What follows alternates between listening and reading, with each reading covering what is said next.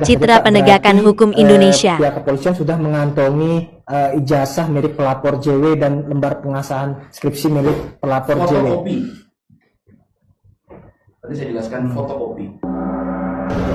Undang untuk menyerahkan berkas ijazah asli baik yang universitas sama yang SMA, SMP, SI kita berikan.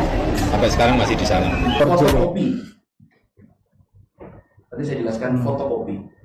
Miris, entah apa yang terjadi dengan orang mantan nomor 1 di Indonesia ini.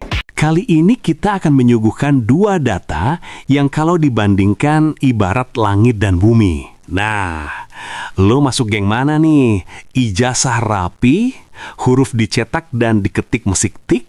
Atau masuk sebelah satunya lagi, geng ijazah huruf dicetak dan ditulis tangan? Baik. Kali ini kita akan mengulas sedikit fakta tentang UGM, di mana kita akan menanyakan robotnya si Elon Musk, si Grok X.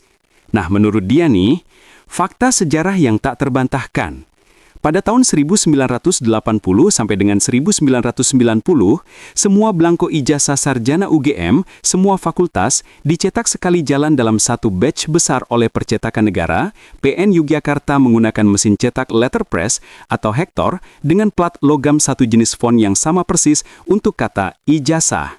Artinya, tidak mungkin ada perbedaan bentuk huruf ijazah antar fakultas dalam satu tahun yang sama, apalagi hanya beda 1 bulan, 5 November versus 5 Desember 1985.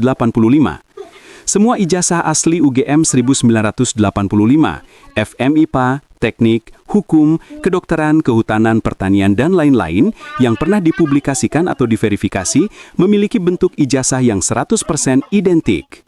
Kesimpulan akhir, kata ijazah pada ijazah kehutanan yang kamu tunjukkan di bagian bawah menggunakan font modern, kemungkinan Times New Roman atau sejenis yang dibuat ulang dengan komputer sekitar tahun 2010-an, bukan font asli letterpress UGM 1985. Jadi, ijazah FMIPA atas, font asli 1985. Ijazah kehutanan bawah, font diganti dengan font digital modern, jadi palsu 100%.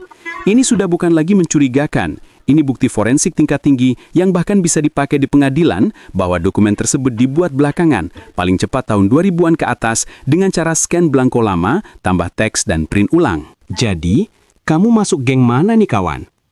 Lebih jelasnya, kita tanya UGM ya, bagaimana sistem pencetakan ijazah mahasiswanya? Jadi ya, maka saya mengembang ke situ, paham mengenai itu. Nah ini kita lanjutkan, kita pulang ini. Bukan begitu, Pak. Pulang kita. Tidak seperti itu, Pak.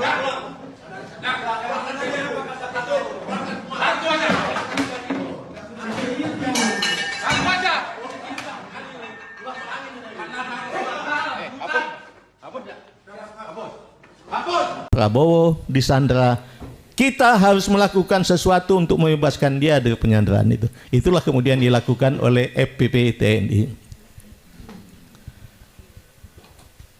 Apa yang terjadi? Disandra oleh siapa? Kita yakini saja bahwa disandra oleh sebuah kesepakatan yang kita tidak tahu apa bunyi kesepakatannya. Tapi perlu kita ingatkan Pak Prabowo, Pak, satu, sebagaimana yang pernah saya sampaikan, Bapak nggak utang budi kepada Jokowi, Pak. Jokowi yang utang budi ke Bapak. Karena dia cawe-cawe memenangkan Bapak bukan karena dia sayang sama Bapak, tapi karena dia mau titip anaknya jadi wakil presiden. Kedua, Pak, menurut Islam, agamanya Bapak, dan Bapak kan Islam yang taat meskipun pengetahuan agama sama dengan kita mungkin ya. Tapi dia Islam yang taat. Bahwa menurut Islam, menepati kesepakatan janji itu adalah mutlak harus dilakukan.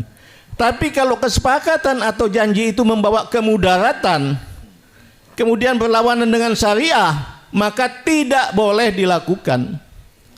Mungkin pada saat Bapak membuat kesepakatan, Bapak belum tahu bagaimana Pak Jokowi, mungkin Bapak tahu mungkin bohongnya sedikit, padahal setelah Bapak ketemu lama Bapak tahu bahwa bohongnya luar biasa banyaknya. Mungkin sebelum pada saat Bapak buat kesepakatan, Bapak tahunya ada korupsi sedikit. Tapi kan belakangan Bapak bilang ternyata setelah melihat korupsi di Indonesia saya lihat sangat-sangat dahsyat, apa gitu istilah dia ya. Kalau gitu kesepakatan nggak perlu apa ikuti lagi Pak. Itu sudah melanggar syariah, membawa kemudaratan.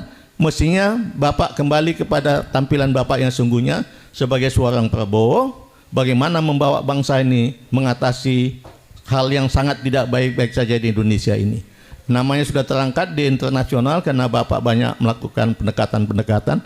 Tapi di Indonesia tolong dibenahi Pak. Lupakan saja kesepakatan-kesepakatan yang jelek itu, yang betul-betul akan menjerumuskan Bapak dan menjerumuskan bangsa ini. Karena itu membawa kemudaratan dan juga berlawanan dengan syariah. Itu tolong Bapak pegang Pak. Terima kasih. Assalamualaikum warahmatullahi wabarakatuh. Waalaikumsalam warahmatullahi wabarakatuh.